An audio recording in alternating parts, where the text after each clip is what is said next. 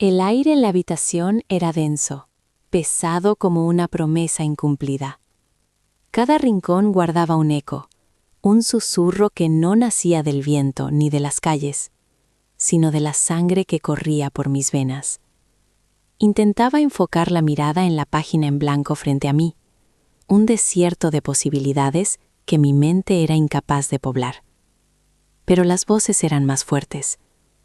No eran gritos, sino murmullos persistentes, el goteo constante de una duda que había ahogado a generaciones enteras.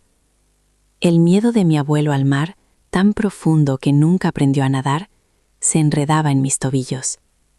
El fracaso del negocio de mi padre, un fantasma de facturas impagadas y sueños rotos, se sentaba a mi lado en la mesa. La resignación de mi madre, un suspiro silencioso ante cada puerta cerrada, me oprimía el pecho. No eran solo recuerdos, eran presencias. Sentía su peso sobre mis hombros, una herencia invisible que me anclaba al suelo cada vez que intentaba dar un paso hacia adelante. Mis manos, que anhelaban crear, temblaban con la memoria de otras manos que se rindieron. Mis sueños, apenas formados, se disolvían bajo la certeza heredada de que todo esfuerzo era inútil, un preludio a la inevitable decepción. Vivía en una casa encantada, pero los fantasmas eran yo, y yo era ellos. Cada decisión, cada intento, era juzgado por un jurado de ancestros cuyos rostros solo conocía por fotografías descoloridas.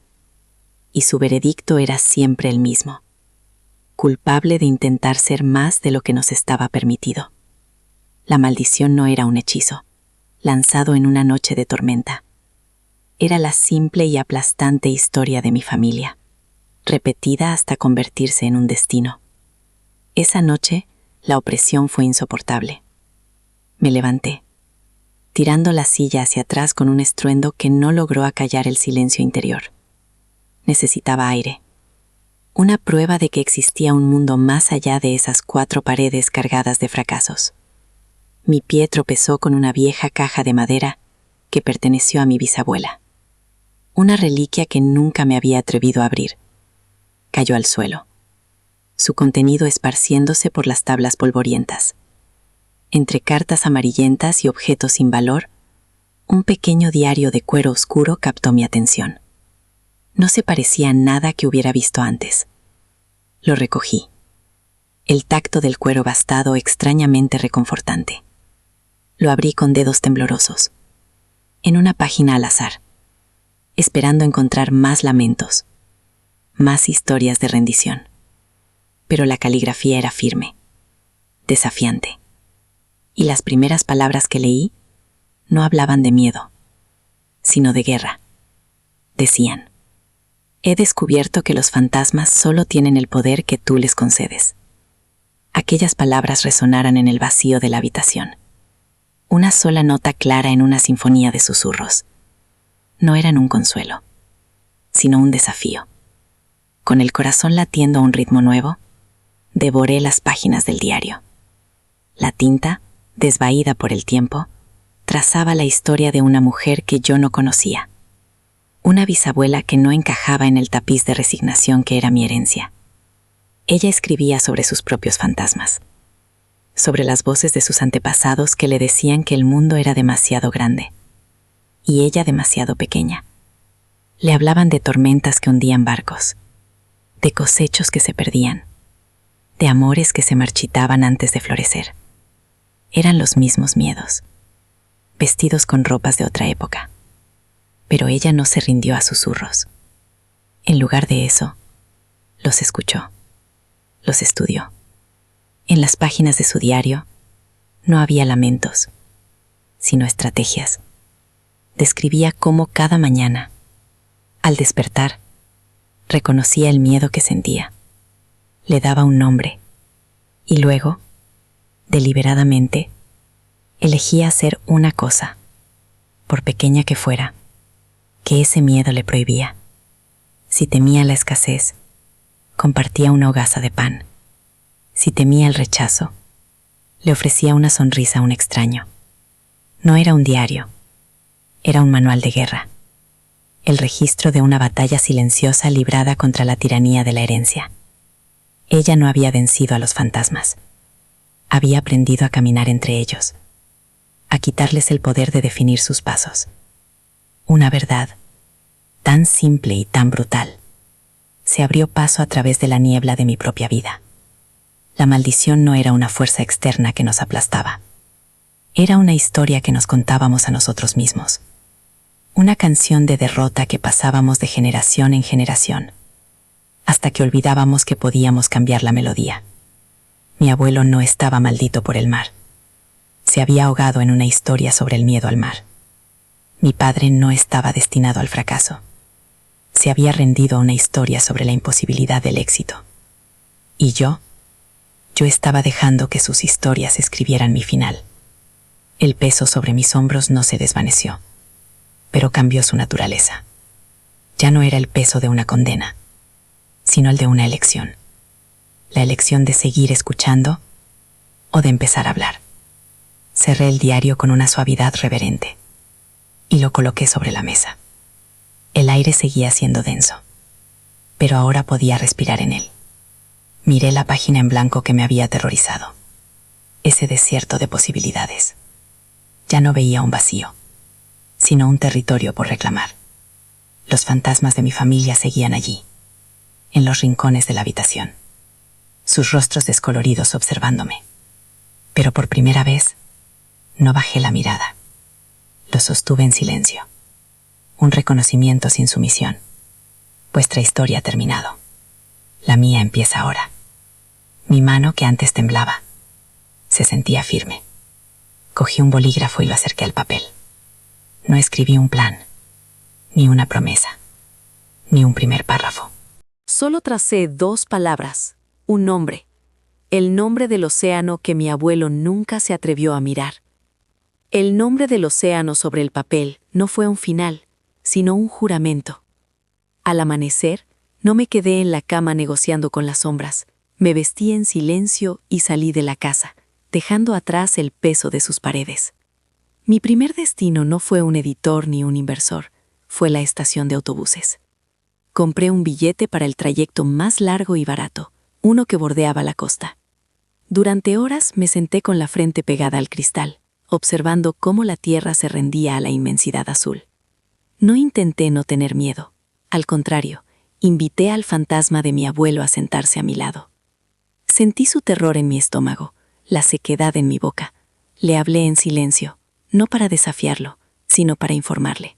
Esto está ocurriendo. Tú no pudiste, pero yo lo haré por los dos.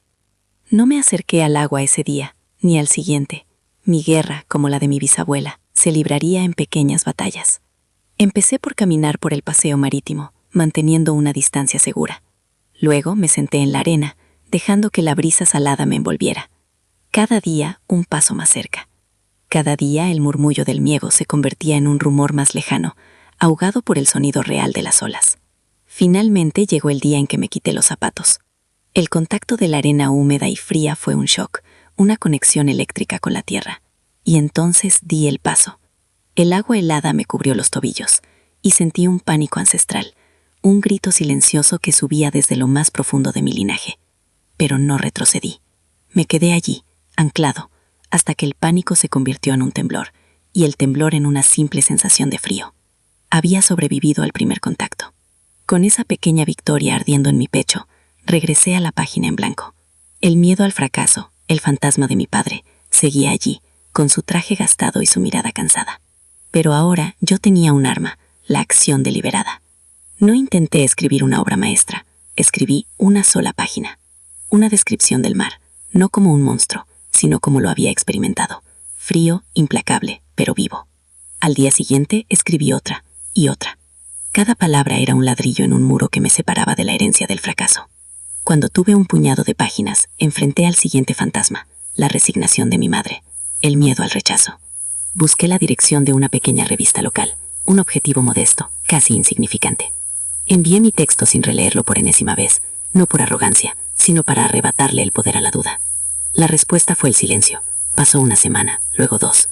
El fantasma de mi madre se hizo más fuerte, susurrándome al oído que era inútil, que las puertas siempre estarían cerradas. Volví a la playa. Esta vez me metí en el agua hasta la cintura. El oleaje me empujaba, intentando devolverme a la orilla, al lugar seguro. Pero luché contra la corriente, no con fuerza, sino con persistencia, plantando los pies en la arena, aguantando. Y en ese esfuerzo comprendí. El universo no estaba conspirando en mi contra, simplemente tenía sus propias corrientes. La lucha no consistía en vencerlas, sino en aprender a mantenerse en pie a pesar de ellas. Cuando llegó la carta de rechazo, escueta y anónima, no sentí el peso aplastante de la derrota. La cogí, la leí, y la guardé en el diario de mi bisabuela. Era un trofeo de guerra, la prueba de que lo había intentado. Y esa misma tarde, envié mi texto a otra revista, y a otra.